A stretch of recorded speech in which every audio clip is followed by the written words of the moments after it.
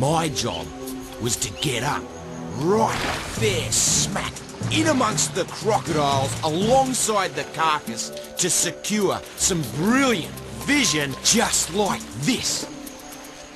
My backpack just about always has a digital camera sitting in it ready to go. There must be 100 crocodiles in on it. This is what I've come here for, to get right in amongst them, to study the feeding frenzy of the Nile crocodile, second largest croc species in the world. And amongst it, I'm right in it. I never realised that there'd be this many crocs, and huge. You go, fight, fight. This is what I wanted to see. It looks like a fight, but there's no blood. They're not biting each other. They're simply ripping, tossing, turning, pulling, tugging, and death rolling on the carcass. Look at this, full body rolls.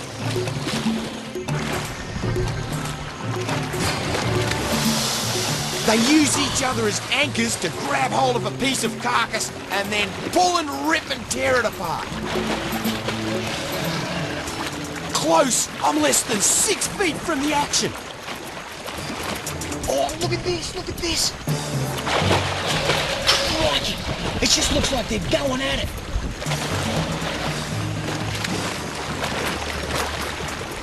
Yeah, the carcass is going. They're so intense on feeding that they don't even notice the hippo carcass floating by, which gives me the perfect opportunity to sneak in a little closer. Bang, bang, headbutt.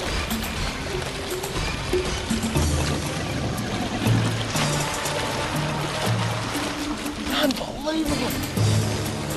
I'm almost lulled into a false sense of security when they concentrate on the pieces of food that they've got in the water. And when they've got a full belly, they crawl out onto a sunning bank. Yes! My job isn't over yet. Seeing the feeding frenzy was great, but now my job is to ensure that the camera crew gets out safely. We know there's at least 100 crocodiles sitting in these waters. Before the feeding frenzy, the crocodiles would materialize out of nowhere one by one. Now they've melted back into the scenery. They've camouflaged themselves again, and the crew isn't sure where they've gone to. We just know they're all around. So I shout to the crew, now, move now, stay in the shallow water. Keep yourself between the logs and the water's edge. The carcass is still floating downstream, keeping the crocodiles a little bit on edge, a little bit hungry. And this water, even though it's only knee-deep, can easily camouflage a crocodile big enough to strike a human. The rules are, the camera crew has to listen to me intently. Where I point, where I shout, they've got to do it, and they've got to do it accurately and without falling over. Slipping over in this water could stimulate another feeding frenzy on our cameraman. I take great pride in getting them in and getting them out safely. As you can see, there's just as much danger behind the scenes as in front of the camera.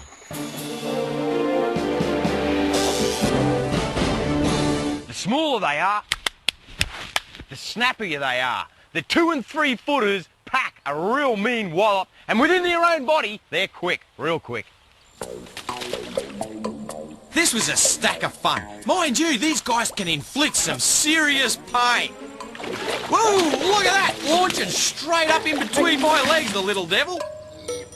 And whammo, gotcha.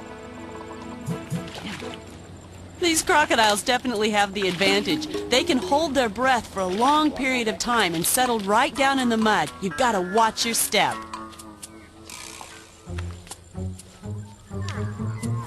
Oh, they're crying. And belting me in the back with their tail. Here we go again. All the crocodiles have to be housed together according to their size. So these little ones are graduating to the next size up. And you can hear that cry, that would alert bigger adult crocodiles out in the bush. Luckily, there's none in here.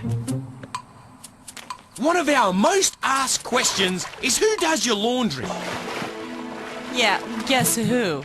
I tell you, I don't know if Steve has more fun catching the crocodiles or just playing in the mud.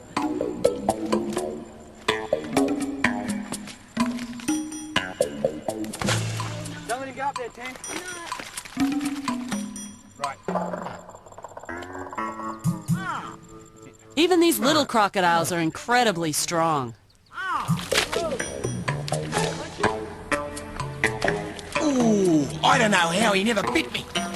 They're quick. They're quick within their own body axis, and you can see, if you grab them by the tail, they're quick enough to swing back round and bite the hand that's got them. And every one of these baby dinosaurs has 64 very sharp teeth.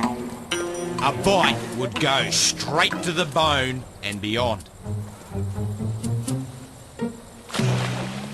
Oh, what are you doing?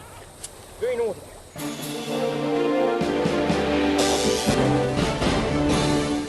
Now, snakes don't just run out in the bush and strike at you and bite you on the legs or the face or anything they can get their teeth into just because you're there. They strike as a defensive mechanism. The only way that they can defend themselves from potential predators is to bite. And this one gets himself into an S position and has a bit of a strike. You can see he's already getting grumpy. Hey. Steady, mate. And he's only defending himself. He thinks that I want to eat him. And I've got to deal with some of the wildest snakes in the world. Worse than this one, some of them are highly venomous. Ooh, whack! Straight at my face. And again. Why is it that snakes go straight for my face? Ooh! They're defending themselves. I wouldn't want to take a whack off this one. It's a green viper. Highly venomous. Scrub python. And this beach snake goes straight for my face. I wouldn't want to take a bite there. Oh, Tassie tiger. Hey, saw scale viper. Look at that. Naughty little snake. It's got me. Bummer. Unfortunate thing is, I can't remember if this snake's venomous or non-venomous. So I quickly get him off the road so he doesn't get run over and resort to a book. Slaty grey. When hunting leisure, if cornered or grasped, it responds by biting fearlessly and repeatedly. I've got good news, babe. It's non-venomous. I've been catching snakes all my life. The most venomous snakes in the world are the ones that I've mostly been working with. In actual fact, when I was 4 years of age, I stuck my foot right on a common brown snake, the second most venomous snake in the world, pinned it until Dad came up and got it. By crikey, I got into a lot of trouble. But it wasn't nearly as dangerous as the Egyptian cobra you're about to have a look at. This thing went off the Richter scale. It was so ballistic it was launching itself out of the tree, trying to sink its fangs into me. Crikey, it was dangerous. Really dangerous. I was just flat out keeping out of its way. Woo! One wild unit. This one is venomous. Highly venomous. Cobra. Africa's full of cobras. I go for my sunglasses. Until I can work out what species it is, I've got to protect my eyes in case it's a spitter. Ah, looking behind I can tell it's an Egyptian cobra. They don't spit. They've got huge great fangs and capable of a penetrating bite and a huge toxic amount of venom which would kill an adult human easily. They're known for their aggression and powerful venom. I can't believe how aggressive this one is. It's gone straight into a tree. I reckon that the large mammals that have tramped straight past it have stirred it up. And coming from a land of large mammals, one of the best places you could retreat would be in a tree. This is the Egyptian cobra, and they're notoriously aggressive. Very toxic venom. And I tell you what, this snake is grumpy. Might have something to do with all the game animals. Let's see if I can get him out of there.